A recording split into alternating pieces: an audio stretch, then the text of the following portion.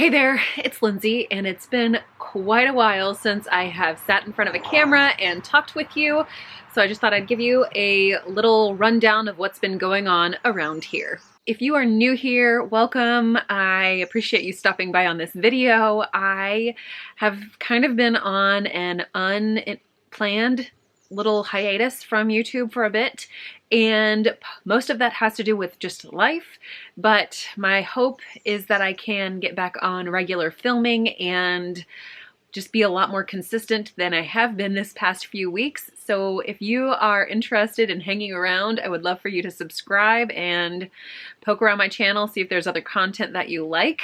And for returning viewers, this update is actually probably more for you since y'all have been a little more aware of what's going on in my life. The last video I published was my Mother's Day gift swap box that I was so blessed by Claire to have received and to be a part of, and it was great. And I had all these big plans. I have picked up my camera probably 7 dozen times in the past week alone and just have not been able to do much more than start a video. So follow through has been a major struggle for us as of late, specifically me, not so much the rest of my family, but really for me.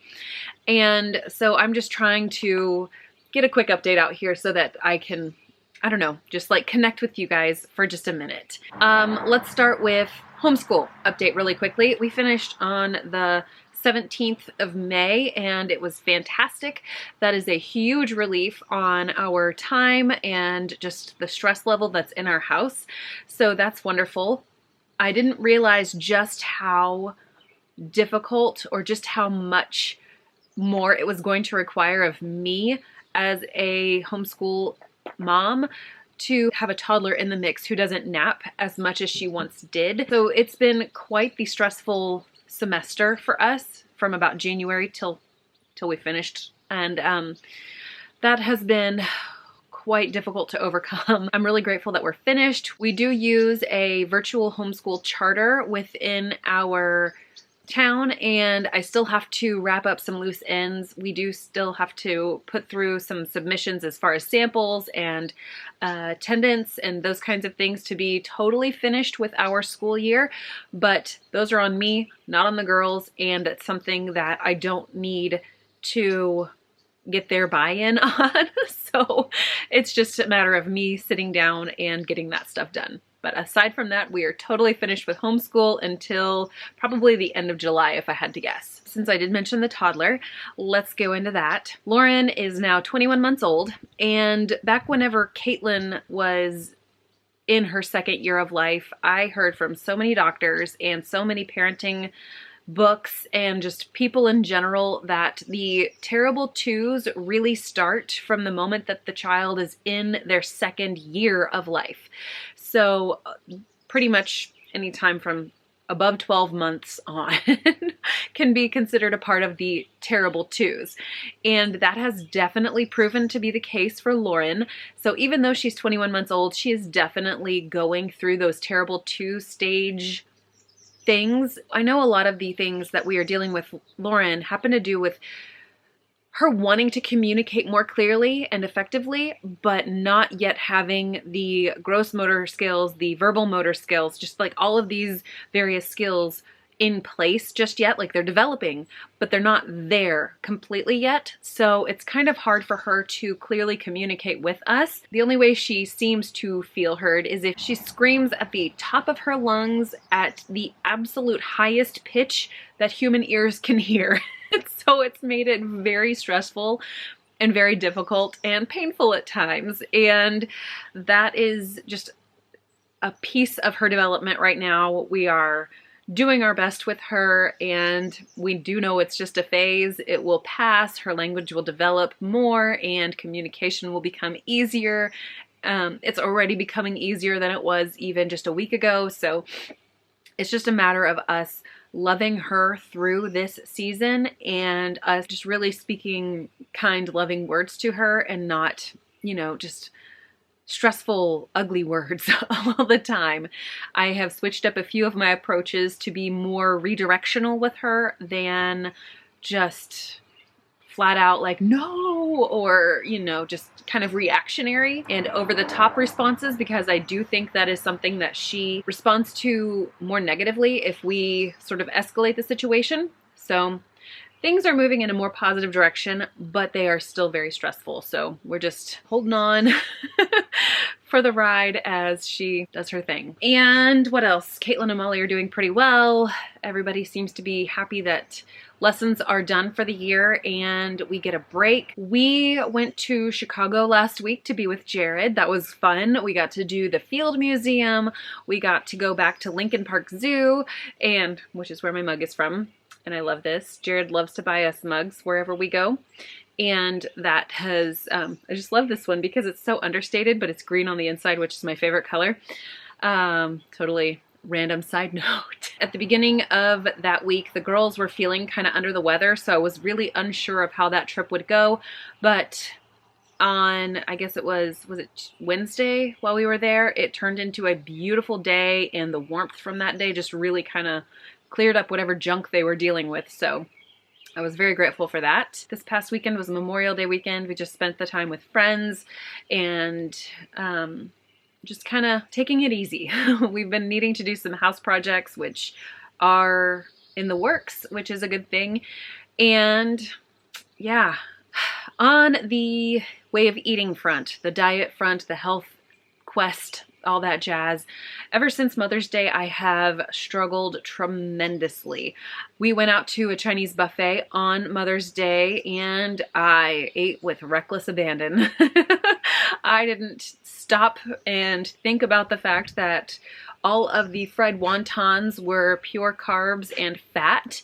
I didn't stop to think about whether I was eating the egg rolls or whether I was going to have any of the desserts. I just went for it.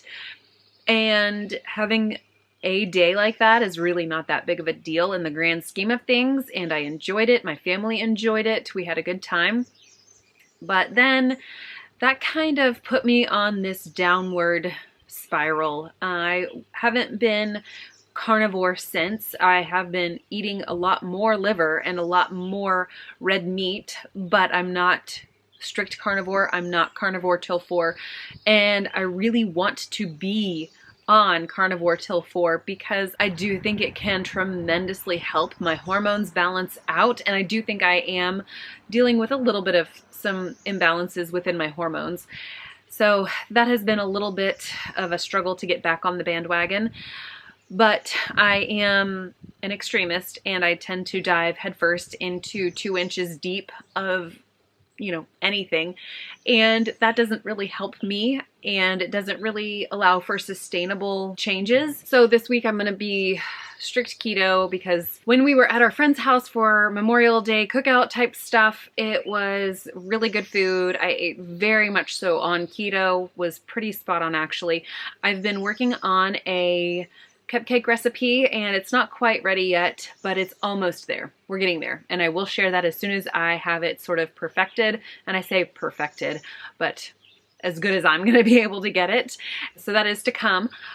But I brought like standard American diet style chocolate chip cookies and brownies, but these cupcakes were pure keto and I was able to stay 100% on keto at our friend's house. That was on Sunday. And then Monday, we stayed at home all day, just kind of had a slow paced day. As my girls got up from their quiet time, they wanted some snacks and I offered them either chocolate chip cookies or brownies that were left over from Sunday. And Lauren started eating a brownie, but I had to help her with it. So as I was helping her, I noticed that I started eating some of the brownies too. And at the end of it all, I wound up eating 2 brownies and a couple of chocolate chip cookies that were regular sugar, regular flour, blood sugar spiking, horrificness. I was just like, well, that was just what it was, you know, like Shrimp Healthy Mama brain like started to come in play and the whole food freedom and being able to restart after 3 hours kicked into my brain and I was like, we're good, we're good. I felt overstuffed and I decided, you know what? I'm just gonna see how long I can go without eating because that was a ton of sugar I just ate, given the fact that I have not eaten a ton of sugar in quite some time. I mean, granted, the Chinese food was probably overloaded with MSG and carbs and sugar and everything else, so it had been a couple of weeks. So I made it until about 8:45. I really thought I was going to be able to fast from about 3:30 when I finished those brownies and cookies until the next morning and just have my regular coffee. But about 5 hours later, I was feeling really hungry, like kind of shaky almost. I tested my blood sugar and it was below 100. It was 91. I wound up eating some cold crafted Jack Link's little like refrigerated section beef sticks and pepper jack cheese sticks, and that really helped a lot. And so it was just one of those things where, sorry, we're starting to finally get bugs around here. It was one of those things where it was like, okay, you know what? I waited a long time, let my blood sugar come down, and I ate something that was not high in carbs, so I felt like I was at least on the right track. All of that to say, I am working my way back to carnivore till 4, but I'm trying to do it in a more sustainable way than whenever I dove in head first without looking twice. I think the last thing I wanted to update you on is the curly girl method. I have had a couple of comments that have been asking whether or not I have stuck it out with curly girl, and I have stayed with curly girl approved products this entire winter. We're just now starting to get to warmer weather where it's not in the 40s at night. Well, it's still in the 40s at night, but where it's above 50 during the day. And that seems to be more friendly to my hair as far as keeping any kind of waves. I am not a true curly haired person. I am a wavy haired texture, and trying to put the amount of effort into the techniques for curly girl, like with the squish to condish and using all the products to help hold my waves, has been beyond my capacity at this point. And I'm just now getting back into the habit of trying to encourage those waves to come back out. I'd say that the majority of the winter, I wouldn't blow dry my hair every single time I washed it, but I would use more curly girl friendly techniques for blow drying my hair. And oftentimes this spring I have just let it air dry, and because I haven't been using products that were not curly girl friendly, I have noticed the frizz in my hair has gone down tremendously. I can let it air dry and it's not a huge mess. I can brush through it without any issues. And now that I'm going back to the techniques that are curly girl to re-encourage my waves to wake up, I will not be really brushing my hair at all. I'll be doing a lot more finger combing and squishing and conditioning and just scrunching my hair to make it try to find its natural wave pattern again. So there we are. This is,